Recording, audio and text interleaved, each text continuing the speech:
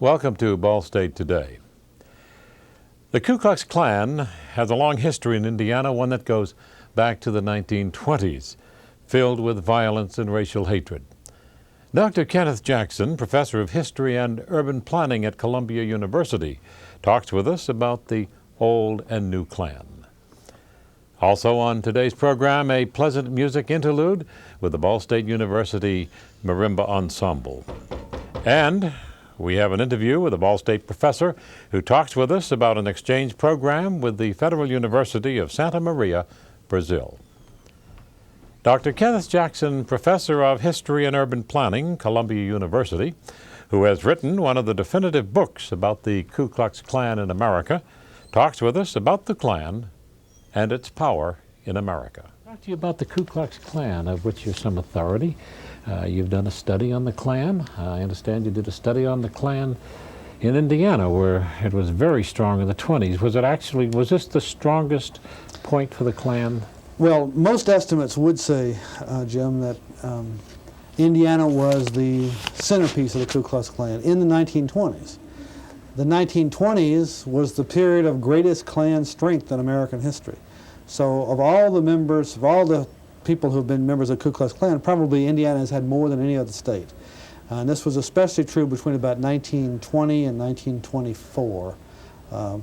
It was a very, very strong. And Indianapolis was perhaps the strongest single center of Klan influence in the whole United States. And the Grand Dragon himself, David Stevenson. David Stevenson was one of the most flamboyant, charismatic characters in American history. He'd been a coal dealer from down in Evansville, Indiana, and he became a Klan recruiter about 1920, and he seems to have found his talent of doing that, because he built the Klan as the state leader, Grand Dragon it was really called, into an organization with hundreds of thousands of members. There's some dispute as to whether there was 100,000 members or as many as 500,000 members, which would be every other adult male in the state of Indiana.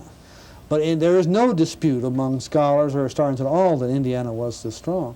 David Stevenson was so charismatic that he had plans to become president of the United States, and many people took him seriously in that ambition. He was a terrific speaker. This in a time before really microphones as we know them, so with sophistication. There was a famous occasion in Kokomo when he landed, and a rally there, a Ku Klux Klan rally in 1923, attracted as many as 100,000 people. And he landed in this plane with kind of fiery crosses painted on the wings. Fashionably late, as Adolf Hitler would learn later, that the way to work an audience is to be just late enough to kind of fire them up into frenzy, but not so late that they lose interest. And he had mastered that technique, to come a little bit late and explain that the reason he was too late was because he was meeting with the president. And he predated Hitler, of course. Oh, yes, he did.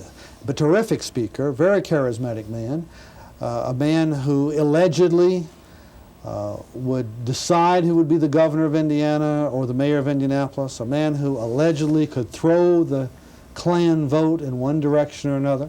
And it's important to remember here that the Ku Klux Klan didn't have the negative reputation in the early 1920s that it has for us today. But you had your cross burnings, your lynchings, and... Well, they certainly had cross burnings, and they had the hoods, and there was discrimination, absolutely no question about it. There was white supremacists, it was against Catholics. In fact, in Indiana, the anti-Catholicism was probably as much of an inducement to membership as the white supremacist. It was anti-Semitic, it was anti-immigrant, but they put it in a different term. In the Ku Klux Klan's hands, they called it 100% Americanism, that they were more patriotic, that they were against liquor and the liquor interests, that they were against prostitution, that they were against interracial sex, that they were for the Little Red Schoolhouse and a return to public education, that they were for a return to morality. Many people endorsed those. Well, don't they still have the same platform? Well, I think the Ku Klux Klan in 1987 is a rather more disreputable. Sure, it has many of this violently anti-communist, anti-civil rights. But now the Ku Klux Klan has lost so much, in part because of what happened here in Indiana with David Stevenson. But the Klan began to be exposed, at least its leaders, not as people who really were better than everyone else, but in fact as people who might have been in some way or other scoundrels. And this began to undercut the Ku Klux Klan. It began to be associated with violence, and it lost its reputation. It had developed this wonderful reputation in the 1920s because of this movie called The Birth of a Nation, which had come out in the 19-teens, the most popular movie really ever made, and that pictured the Ku Klux Klan of the post-Civil War time in a very favorable light. And David Stevenson, the Indiana Klan, were riding on that reputation. They managed to destroy that reputation, so that now I think even if a person came along with that same platform, they wouldn't find several 100,000 people in Indiana ready to pay $10. Before his downfall, if Stevenson was so charismatic, why didn't he get himself elected governor or mayor of Indianapolis? Well, indeed, certainly his political ambitions would have run that far, but I think that at the time he thought that those offices really below him, that really he had more power than that. And at the time that the elections were held, many people in Indiana believed that David Stevenson was the real power behind the throne. How do we know what would have happened had it not been for those events in Indiana, which led to David Stevenson's conviction for murder and rape and a sentence of life in prison? That was interesting. I don't believe Stevenson felt that he could be convicted, did he? Well, what happened was that he had, Stevenson, who had been married twice already at this time and who later would be married twice more, in fact at this particular time was a bachelor, and he had dated a few times a woman by the name of Madge Oberholzer, who had worked for the Indiana state government in various capacities, and they had had a somewhat informal relationship and social relationship. She accompanied him on a train, an overnight train from Indianapolis to, she thought, Chicago. It turned out they got it off at Hammond, Indiana. Cynics would argue because he knew better than to take her across the state line. Of course, Stevenson alleged Did we have the Mann Act in those Yes, years? we did. We did have the Mann Act. And so they got off in Hammond. She alleges that she was forced on the train, that while in the sleeping compartment that he had forced his attentions on her and had sexually assaulted her, and that they then got off in Hammond, and she took poison as a result of suffering this crime worse than death. He drove back to Indianapolis with her. Part of the charge was he did not seek medical attention for her. I took her to his home for a couple of days. She just got worse. He took her to her own home, and she lingered for a few weeks and died. And it was a major political scandal and news story in Indiana in these mid-1920s, because here's the most powerful man in the state. A young woman has died, allegations of sexual impropriety, big scandal. The assumption at the time was that Stevenson wouldn't be convicted. Not that he may not have been guilty, but that he was too powerful, that he had too much on anybody, and that even if he were to be convicted, he would be pardoned. By the governor he supposedly made. By a governor who presumably was in office because Stevenson helped put him there. It didn't turn out this way. In fact, he was convicted of murder.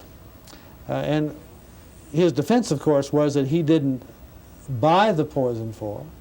He didn't ask her to take the poison. The prosecution alleged that he was guilty of rape and that he was guilty of murder, really with two arguments. One, that he denied her medical attention that might have saved her life, but that secondly, she in fact died not from the poison that she took from the drugstore in Hammond, Indiana, but from blood poisoning, which was created by the fact that he supposedly chewed on her body during this sexual liaison on the train, and that he had introduced blood poisoning into her system, and that in fact is what caused her death. He was convicted of this crime, and it's still studied in law schools around the country today because it not only is interesting historically, but the legal aspects of the case are very interesting. Do you think of course the Klan lost a lot of support and strength following his conviction. We've had some recent parades and demonstrations in cities such as Anderson, and even in Muncie and Kokomo. other Indiana cities. Do you see a strengthening of the Klan in the country?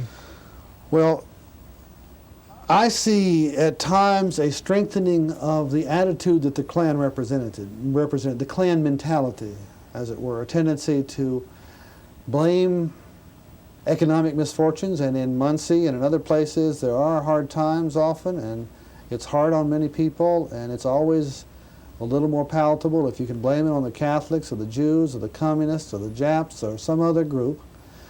So I see in Muncie and across the country a potential for the kind of Klan appeal that was there in the 1920s. I do not see it being successful as a organization called the Ku Klux Klan. It would be like the Nazis now. I mean, some organizations simply have such a negative opinion that no matter what they say, people are not going to listen. I think the Ku Klux Klan is in that framework. Not that they can't get a few people to join, but they're never going to get the numbers they got before. The Ku Klux Klan photographs used in our interview with Dr. Jackson are from the Swift Collection, Special Collections, Ball State University Bracken Library. Those photographs were taken in downtown Muncie in the 1920s. Special interest was the parade, some 10,000 Klan marchers with an estimated 30,000 spectators. The Ball State Marimba Ensemble, directed by Dr. Erwin Mueller, now play for us the bright and lively Fluffy Ruffles.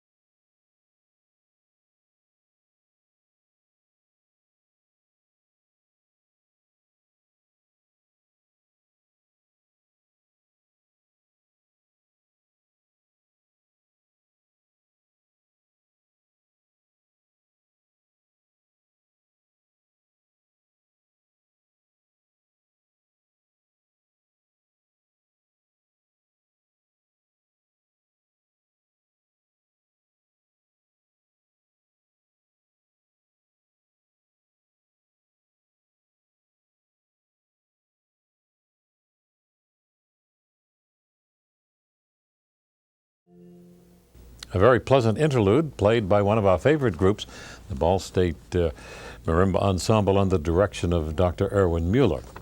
Well, two Ball State University professors have visited Brazil in an exchange program with Ball State University. Dr. Lane Birkel, secondary education professor, and his wife Deanne Birkel, physical education professor, have been to Brazil. We currently have two professors in exchange on the Ball State campus. Dr. Birkel is with us to tell us about the exchange program. How does it operate? Ball State University has an agreement of cooperation with the Federal University of Santa Maria. The history of this goes back probably to the 1960s. At that time, it was just an informal arrangement. I believe started by a geography professor here, former professor and dean, Dr. Robert Carman. It was moved along by Dr. Malcolm Hultz's visit in the late 1960s. And Dr. Hultz was there to study an eclipse. Yes, he was, in this year, 1987, as well.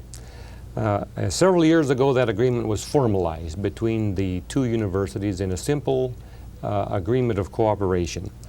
And since that time, I have visited the Federal University of Santa Maria. My wife accompanied me. I was working with a project that we call educational technology. And I gave lectures and demonstrations in how we were using microcomputers in the field of education. That's the basic focus of the visit of the two professors that we have on campus now. Now, the University of Santa Maria is in size comparable to Ball State? Or? It's very similar in size, perhaps a little smaller. It's in the southernmost state of Brazil, the state of Rio Grande do Sul, a state which is comparable in many ways to Indiana, an agricultural state, a state of cattle and grains. Santa Maria is a major city, but it is not the capital. So in many ways, it's comparable to us. The Federal University of Santa Maria is similar to a state university in the United States.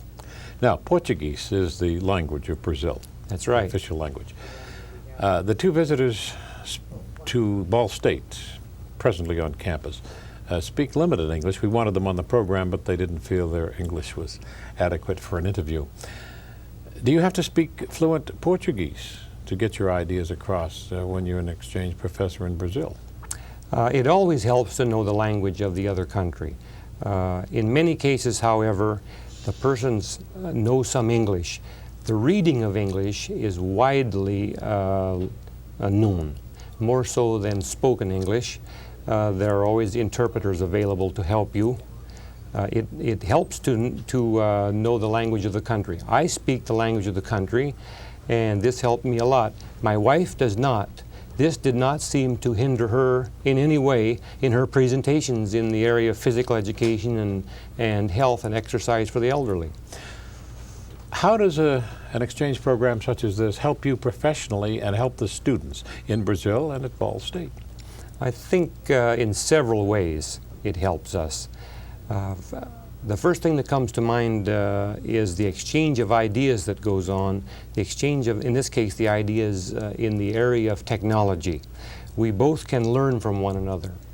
On a little bit larger scale, the exchanges of the international type, I believe, are very good for both the professors and the classes that they teach. Broadening our view of the world. The world, it's a cliche to say the world is getting smaller. And it's widely known that the United States more and more is in an interdependent situation in trade, in politics, and many other things with the rest of the world. And I think this is a trend that's growing and will continue, and therefore the internationalization of our ideas here in Indiana and at our university, I think, is a very important one. And exchanges like this, each one of them contributes a little bit to that. Let's take a look now at the two visitors to the Ball State campus. They're both professors at their university in Brazil, and both women. Are women treated equally in Brazil as the male professor? As far as I could observe in the profession, that's true. In society, I wouldn't want to comment on that, having not studied that as well. Tell us about our visitors. Our visitors are both professors in the College of Education, specializing in the area of teaching methodology. They are Ana Jamil de Oliveira and Elizabeth Pimenta de Souza. They work in what we would call the College of Education. They have been especially interested in how we are using microcomputers to train the teachers that we are preparing here at Ball State. Do they have equipment such as this at their university? The equipment that they have is not as sophisticated as that we have. It was my observation when I was there that they are about at the state that we were at Ball State approximately in 1981, in which we were looking for any piece of equipment that we could get to demonstrate to the students software. I think, though, that will change rapidly because the technology field in 1 year, a great amount of change is made. This video was taken in our University College at Ball State. In the Yes, computer. they were very interested in the Learning Laboratory of University College. It was one of the most outstanding features for them, and the personnel there from Barbara Weaver and the other people were very helpful in explaining to them. Here they're very interested in the Apple Macintosh computer, which they do not have at the present time in their college of the university. But this is something that they are hoping to get and will hope to upgrade their Yes, it very definitely is. They had a strong interest in that. They had a chance to go to the University Computer Center and see the microcomputer labs and to the adult learning reading laboratory at the Teachers College, which was just recently installed this year. I noticed even though they speak limited English, that they seem to learn very quickly. Yes, anytime you get someone in a demonstration situation, this overcomes the problems of language very much. And while their ability to speak is somewhat limited, they understand very much of what is going on. And I noticed in this situation where they met some of our students at the University College, they're so friendly and outgoing and become acquainted so quickly. Yes, I think it's a characteristic of the Brazilian people. I noted that when they sat down, immediately they struck up a conversation, and from this you would never tell that they have limited English proficiency. I think it's just a characteristic, this openness. It's one of the nice things about having a chance to work with people from the country of Brazil. They didn't ask our students. I didn't wait for them to open the conversation. They immediately asked what they were doing and so forth. Yes, they did. Tell us about your American partnership that allows this exchange. We have been fortunate in being able to work with the Partners of the Americas, a national organization, a nonprofit organization, which pairs states of the United States with countries or states of countries in Latin America. Our partner state is the Rio Grande do Sul. This has been of big assistance to us because the Partners of the Americas funds the travel. Each university hosts the visiting guests of the other country. But the Partners of the Americas provides the funds which really enables us to make these exchanges. We anticipate in the future other visitors from Santa Maria in the area of educational technology, especially as it's used in teaching special education children. We also are in the process of arranging a second project with the University of Paso Fundo, also in the state of Rio Grande do Sul. This project will be in the area of health and nutrition, both in the training of their students and in outreach to the community. And I anticipate that we will have some professors from Ball State University traveling to Brazil for each of these projects, and in the future, other professors from those universities coming here. Is education as available to the average Brazilian as it is to the average American? I would say that it is nearly as available, but I follow that up by saying that the attainment in years probably is not as high. What do you mean by that? The retention rate in school is not as high. Therefore, the average attainment in America, many of our children continue on through at least 12 years of education. So they may drop out, what, at 6, 8, 10 years in Brazil? Yes, yes. For economic reasons, generally. How about support for the students in Brazil? We have all kinds of programs to help our students through college. We have federal, state, and so forth. What do they have available to them? They have a different system in Brazil. It's similar to the system in many European countries, and that is that university education is free, or nearly free. The students, of course, must pay for their room and board. However, the university is more difficult to enter. There are rather strict entrance exams. Once in the university, the fees are much less. A similarity between the American and the Brazilian universities is found in their private universities. These private universities do charge a tuition, so the student there is responsible for the tuition as well as for their food and lodging. It's been my observation that there is less government support in the area of student aid that our students receive, but on the other hand, the major universities are tuition free or nearly so. Do they turn out a better student, one with better education in Brazil than in this country, or would you say there's comparable? I think that when you compare students from different countries, it's difficult to make a qualitative judgment like that. They're preparing people for a different situation in a different cultural setting. I think they have some excellent universities in Brazil. I know also that our visitors here, both the present ones and persons that we've had in the past from several universities in Brazil, have been impressed with the facilities and the capabilities of Ball State. So I think each in its own way does a fine job. I like that explanation. That was very good, very clear. They are training for different cultures and different countries. Are we going to have a different type of exchange program with other universities? Do we have any? I work primarily with the exchange programs with the country of Brazil. The Center for International Programs at Ball State University recently formed to gather together the various exchange programs, both student and faculty, is headed by Dr. Ron Hicks. Under him there are a number of persons like myself that are called coordinators.